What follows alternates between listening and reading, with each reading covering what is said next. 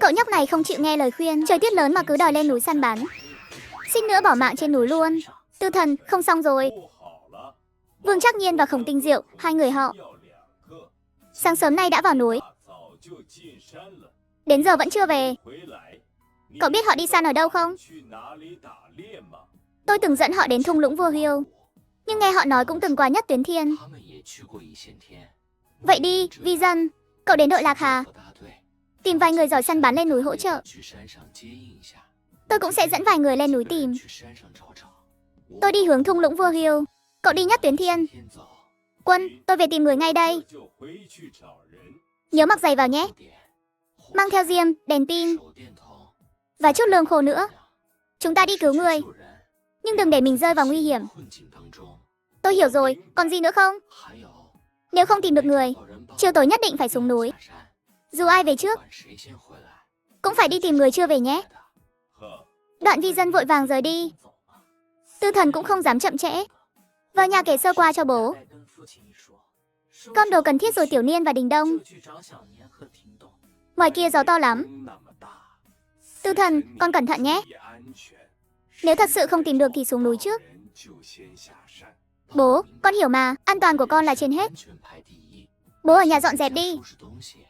Con đi nói với Tiểu Niên và Đình Đông một chút, bảo họ mang theo ít đồ ăn. Trên núi tiêu hao nhiều lắm, có đồ ăn sẽ đỡ hơn chút đấy. Dù Tiểu Niên và Đình Đông cùng đi, vào núi mới thấy tuyết trên núi dày đặc, nhiệt độ còn thấp hơn nữa. Gió núi thổi qua, đau như rào cắt mặt.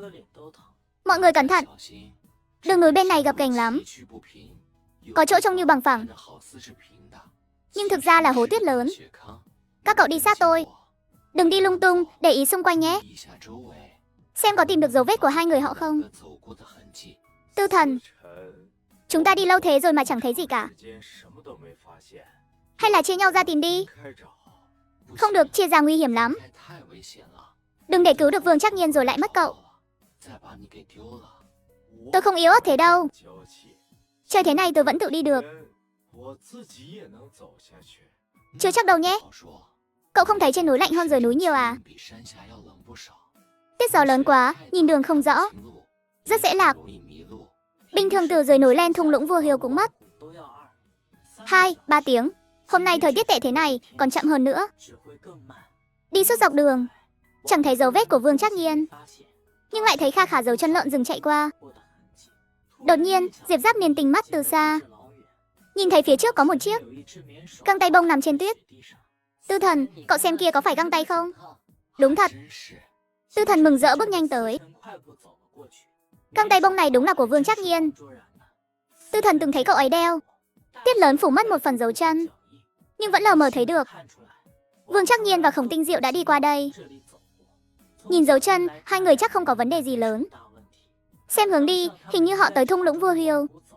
Hèn gì đi mãi không thấy dấu vết của họ. Hóa ra họ chẳng đi đường thường, chạy loạn trong rừng như ruồi mất đầu. Họ đi thung lũng Vua Hiêu rồi. Chúng ta nhanh chân lên. Không biết hai người có bị thương không? Nếu bị thương thì tệ lắm. Trong môi trường khắc nghiệt thế này, rất dễ bị hạ thân nhiệt. Nếu không cứu kịp, thật sự có thể mất mạng. Nghĩ đến đây, Tư Thần chợt nhớ ra một chuyện. Hồi đó, cậu từng đoán sau khi Vương Trác Nhiên về kinh thành, mọi chuyện không thuận lợi, có thể liên quan đến Khổng Tinh Huy. Nếu đúng vậy, lần bị kẹt trên núi này rất có thể là lúc Khổng Tinh Diệu gặp nạn. Kiếp trước không có mình đi tìm, Vương Trác Nhiên chỉ có thể trơ mắt nhìn sinh mạng Khổng Tinh Huy dần trôi đi.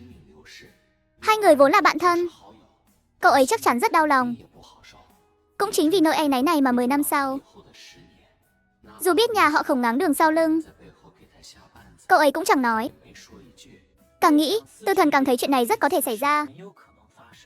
Bước chân cậu không khỏi nhanh thêm vài phần.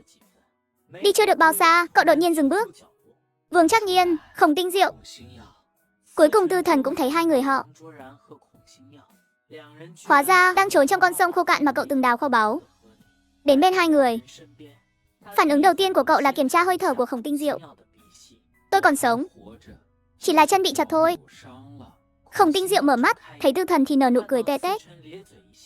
chỉ là mặt hơi tê vì lạnh. Thấy không có gì nghiêm trọng, cậu quay sang nhìn Vương Trác Nhiên. Gọi mấy tiếng mà cậu ấy không phản ứng. Trái tim vừa yên lại treo ngược lên. Tiểu Niên, qua đây giúp tôi nâng Vương Trác Nhiên lên. Cậu ấy bị lạnh cóng rồi. Cậu ấy ngã rồi. Trước khi các cậu đến, chúng tôi bị đống đất cát kia làm vấp ngã. Té một cú. Tư Thần theo ánh mắt Khổng Tinh Diệu nhìn sang. Thấy đống đất cát kia trông quen quen. Đây chẳng phải đống đất cậu đào lúc tìm đá quý hồi trước sao? Thật trùng hợp, Vương Trác Nhiên và Khổng Tinh Diệu lại ngã ngay đây. Không bị lạnh cóng là tốt rồi. Chúng ta tìm hang núi tránh gió trước. Tư Thần cùng mấy người lăng xăng cõng Vương Trác Nhiên và Khổng Tinh Diệu vào một hang nhỏ gần đó. Không do dự, cậu dùng chiêu mạnh với Vương Trác Nhiên. Bấm huyệt nhân trung. Vương Trác Nhiên đang mơ màng lập tức tỉnh lại. Đau quá. Đau là tốt, tỉnh là được. Tiểu Niên, Đình Đông, hai cậu nhóm lửa đi. Nướng con thỏ kia lên. Tư Thần, sao cậu lại lên núi vậy? Tôi lên núi ngắm cảnh. Ai ngờ thấy hai chú nai ngố nằm trong hố tuyết. Tư Thần, từ nay các cậu là anh em ruột của tôi đến Vương Trác Nhiên. Đừng quên cảm ơn Đoạn Vi Dân. Nếu anh ấy không tìm tôi còn chẳng biết hôm nay các cậu lên núi. Cũng là anh em của tôi. Chân tôi chặt rồi. Nếu hôm nay các cậu không đến, tôi và Trác Nhiên chắc bị kẹt trên núi. Sống sót xuống núi được hay không còn khó nói. Ân tình này tôi ghi nhớ. Trước giờ chúng ta chẳng phải anh em sao? Nói nữa là dù người khác bị kẹt trên núi, chúng tôi cũng sẽ đi tìm. Hôm nay đội Lạc Hà và đội Tiểu Hà huy động hơn 20 người đấy.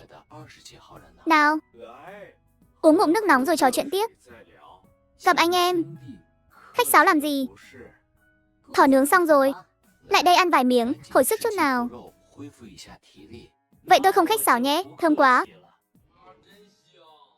Trời ơi, đây là thịt thỏ ngon nhất tôi từng ăn. Không gì sánh bằng, đúng vậy. Ngon thật đấy. Nhịn đói cả ngày, đi bao đường núi. Giờ có cái bánh ngô thôi. Các cậu cũng sẽ thấy ngon như cao lương mỹ vị. Hai người vật lộn cả ngày, tiêu hao sức lắm. Uống nước nóng, ăn cơm xong, họ vẫn chưa có sức. Trời càng lúc càng tối. Tư Thần không dám chậm trễ nữa. Tiểu Niên, Đình Đông, ba chúng ta thay nhau cõng, đưa Khổng Tinh Diệu xuống núi. Ai không cõng thì đỡ Vương Trác Nhiên. Trên núi lạnh quá, chúng ta không thể qua đêm ở đây được. Có hang để tránh gió thì được, nhưng giữ ấm thì kém lắm. Dù đêm này đốt lửa suốt, lỡ ngủ quên cũng có thể mất mạng. Tư Thần khó khăn lắm mới sống lại một lần. Không muốn bỏ mạng trên núi sớm thế đâu. Tôi là một đại trượng phu. Để các cậu cõng thế này thì ra gì chứ? Hay là chặt hai cành cây làm thành cáng đi. Không còn thời gian đâu. Nếu trời tối đen hẳn, xuống núi sẽ cực kỳ nguy hiểm. Tư Thần hiểu rõ điều này lắm. Hồi trước, đội Tiểu Hà có một thợ săn. Xuống núi lúc trời tối, không thấy đường. Lỡ lăn xuống sườn núi, mất mạng luôn. Dập tắt lửa, cả nhóm bắt đầu đi. Đường xuống núi vốn đã khó đi, lại thêm tuyết phủ. Mất hơn 1 tiếng mới ra khỏi thung lũng Vua Hiêu. Đi thêm chừng 20 phút nữa, Tư Thần đột nhiên cảm thấy không ổn. Đợi đã, Đình Đông. Khu rừng này, hình như chúng ta vừa đi qua rồi. Nói rồi, Tư Thần nhìn dấu chân phía trước. Cách đó không xa là một loạt dấu chân lộn xộn. Nhìn là biết vừa mới để lại. Để tôi xem đường. Đình Đông, cậu ra gốc cây dùng đá, xếp vài dấu hiệu cho rõ ràng nhé. Được thôi, xong dấu hiệu. Tư Thần dẫn mấy người theo hướng trong trí nhớ.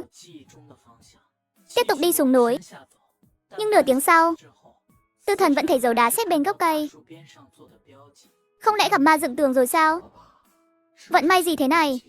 Lại đúng lúc gặp phải ma đánh lừa. Tư Thần cắn mạnh đầu lưỡi, để đầu óc tỉnh táo hơn vài phần. Gặp ma đánh lừa, tối kỵ nhất là để đầu óc rối loạn. Càng gấp gáp thì càng không thoát ra được. Đình Đông, trong giỏ tôi có một dải vải đỏ. Cậu cắt thành vài đoạn nhỏ. Chúng ta đi 100 bước. Cậu treo một đoạn vải đỏ lên cây. Với dải vải đỏ này, cậu ấy chẳng lấy làm lạ. Thợ săn lâu năm lên núi thường mang theo vài thứ. Hồi trước, Tư Thần đi bắt trồn vàng. Mang vải đỏ để trừ tà đấy. Có thứ bạn có thể không tin, nhưng không thể không kính nể. Diệp Đình Đông theo cách của Tư Thần, cứ 100 bước lại treo một đoạn vải đỏ lên cây. Tư Thần đi sát phía sau cậu ấy, cứ thế đi hơn 500 mét. Đột nhiên, Tư Thần thấy phía trước xuất hiện một con trồn trắng. Tư Thần, vải đỏ hết rồi. Diệp Đình Đông buộc xong đoạn thứ 9, nhìn Tư Thần, không biết bước tiếp theo làm gì. Đi theo tôi. Con trồn trắng cứ ngồi chồm hổm phía trước. Tư Thần quyết định đánh cược một phen, xem nó có dẫn họ xuống núi không. Họ cũng không biết đi bao lâu, con trồn trắng chạy phía trước, đột nhiên biến mất. Lúc này Tư Thần mới nhận ra, họ đã thoát khỏi khu rừng rậm rạp. Con đường núi trước mặt đã thành đường do đội sản xuất làm. Chỉ cần theo đường núi xuống, nhiều nhất 1 tiếng là xuống được. Tư Thần, chúng ta thoát rồi. Tối nay đúng là nguy hiểm thật. Đi thôi, mọi người vừa đến lưng chừng núi. Dạ Hàn Thanh dẫn nhóm người từ nhất tuyến thiên ra. Thấy Tư Thần và mấy người, cuối cùng cũng thở phào. Họ an toàn rồi. Ra khỏi phòng y tế của Diệp Càn Khôn. Đã hơn 9 giờ tối, gần 10 giờ. May là chỉ bị chật chân. Nghỉ 10 ngày, 1 tháng là ổn. Giờ này mà Khổng Tinh Diệu về đội Lạc Hà, hơi bất tiện. Tư Thần cả hai ngủ lại nhà mình. Hôm sau, Tinh Diệu đột nhiên sốt cao. Cậu nhóc này trông khỏe mạnh thế, sao tự dưng bị cảm lạnh vậy? Cảm nặng cộng thêm chân chật, ngoài trời lại lạnh cóng. Tư Thần đành để cậu ấy ở lại nhà vài ngày. Đợi vài ngày, cảm cúm đỡ hơn thì về. Nhẹ thôi, Tư Thần, có phiền cậu quá không? Không phiền đâu. Tinh Diệu giờ đang bệnh. Điểm thanh niên trí thức của cậu là ký túc xá 7-8 người, chỉ có 1 lò sưởi. Trong phòng lạnh lẽo lắm. Chi bằng cứ ở nhà tôi trước. Nhà tôi năm nay mua than.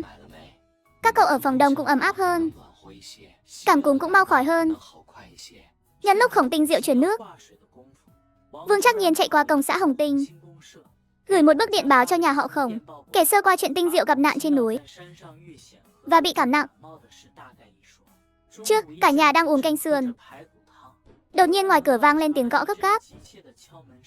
Nhị thúc Tư Thần, mở cửa nhanh, có người tìm. Diệp Viễn Sơn nghe giọng gấp gáp của Diệp Đình Đông, giật mình run lên. Phản ứng đầu tiên là bị liên lụy bởi một nhà bán túi máu khác ở chợ. Đây là người đến tận cửa đòi nợ sao? Ai tìm tôi? Tư Thần ra đến cửa, lời nói được nửa chừng, đột nhiên ngừng lại. Cậu nhìn ra sau lưng, một chiếc xe jeep màu xanh quân đội và 3 người đàn ông cao lớn bước xuống xe. Dù họ không mặc quân phục, nhưng chỉ một cái liếc mắt, cậu nhận ra ngay họ là quân nhân. Vì sao ư? Khí chất của quân nhân và người thường hoàn toàn khác biệt. Dù là lúc nào, lưng họ cũng thẳng tắp. Tư Thần, họ đến tìm Vương Trắc Nhiên và Khổng Tinh Diệu. Chào các cậu, tôi là Uông Đông Thăng. Bố của Khổng Tinh Diệu nghe tin cậu ấy bị thương, ông ấy không đến được, đặc biệt nhờ tôi qua xem sao. Uông Đông Thăng trông khoảng hơn 40 tuổi, mày rậm mắt sáng, dáng đứng hiên ngang, cho người ta cảm giác uy nghiêm. Tư Thần thầm nghĩ, đừng thấy anh ta trẻ, chắc chức vụ không thấp đâu. Cậu không ngờ nhà họ Khổng hành động nhanh vậy.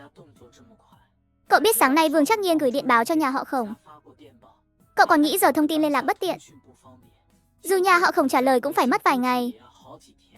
Ai ngờ chỉ vài tiếng, nhà họ Khổng đã người tìm đến tận cửa. Tốc độ này cậu không lường trước được. Dù kiếp trước cậu từng thấy nhiều chuyện lớn, vẫn kinh ngạc trước thực lực của nhà họ Khổng. Thì ra là đồng chí Uông. Mời vào trong, mời vào trong. Tinh Diệu bị thương ở chân, lại bị cảm nặng, tôi không cho cậu ấy ra ngoài.